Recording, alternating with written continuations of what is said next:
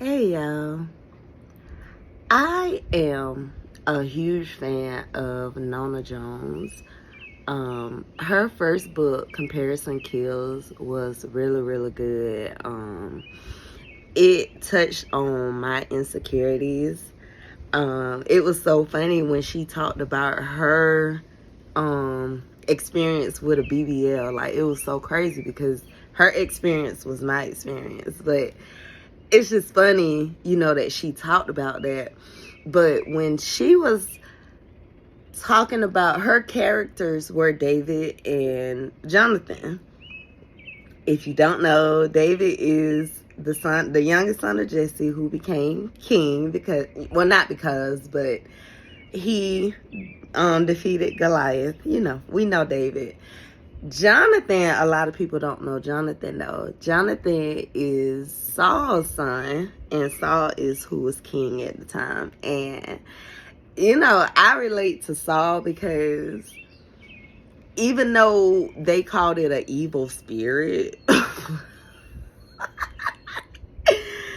in my opinion, I feel, well, I ain't gonna say maybe Saul was like the first biblical person that they talked about having a mental disorder, I guess. I don't know. But anyway, that's just a little backstory.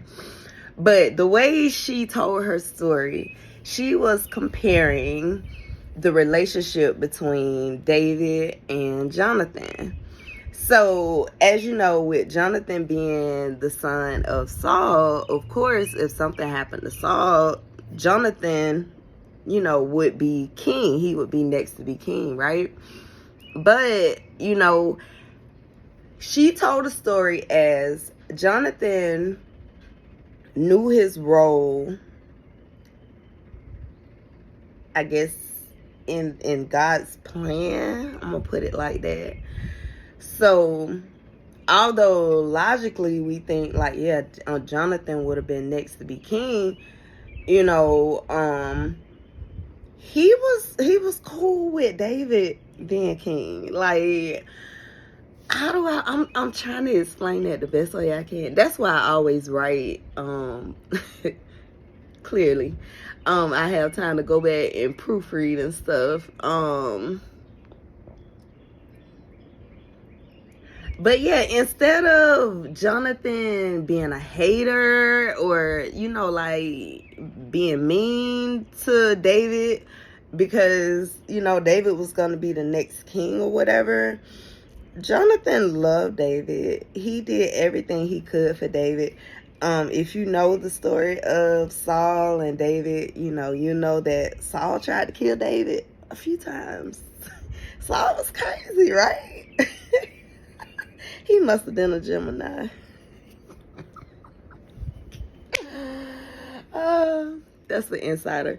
But anyway, yes, he accepted his role. He was David's best friend. He looked out for David when Saul was trying to kill David. Jonathan, like, took up for him, tried to protect David, hide David, lied for him, and all this or whatever. It's really a crazy story because if you know the story, you know the story. I don't want to make this too long. I really want to make this about Nona Jones and what she talks about. So that was her book, Comparison Kills. That was Comparison Kills. And I just like that she was talking about, the things that I could relate to from her life, whatever.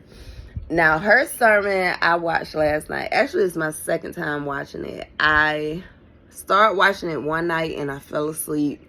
And I was like, nah, Satan, we gonna run that back. So I just watched the whole thing through again. And when I tell you, it was just things that she said. Like, of course she was like, because her sermon was called The Gift of Rejection. If I didn't say that, I'm sorry. Her sermon was called The Gift of Rejection. And she was saying, Nona, how can rejection be a gift? And she went through her sermon and she was explaining that.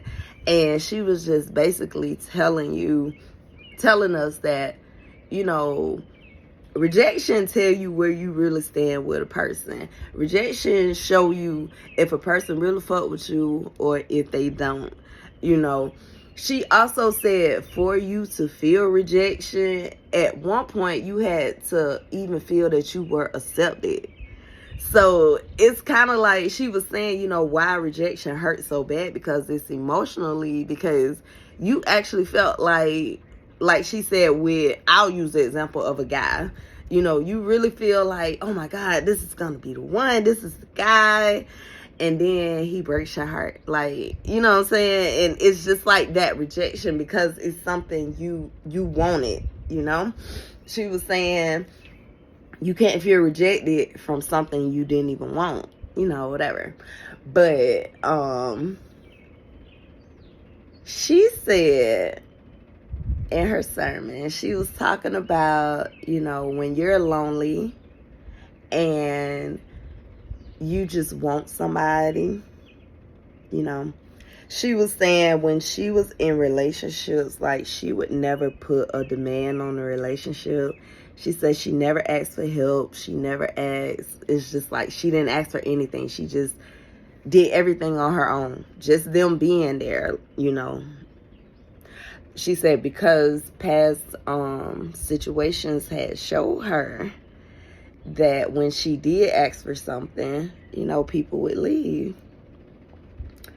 But I related to that. I related to that in relationships and in friendships. And she talked about it, and I actually wrote a blog about it. I am a blogger, if you didn't know. I wrote a blog about breadcrumbs, you know, and people giving you the little pieces, but because you're so hard up for friends, you're so desperate for friends, you take that, you know, even when you know that the person is not good for you, but because you don't have anybody, you just want somebody, you just take it. You just take what you can get. And the problem with that is that you always end up regretting it. The person always does you dirty. They take advantage of you. They use you. They cheat on you. They lie on you. They lie to you. They steal from you. They always do something. They always do something when you say that you would just take the breadcrumbs. And I was just like, you know what? Sis is on to something. Sis is on to something.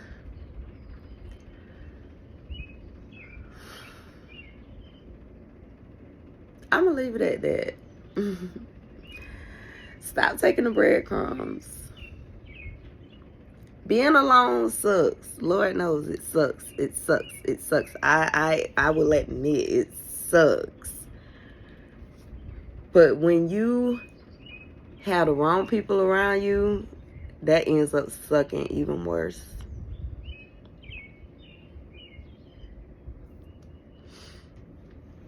Be blessed. Hope y'all have a great morning.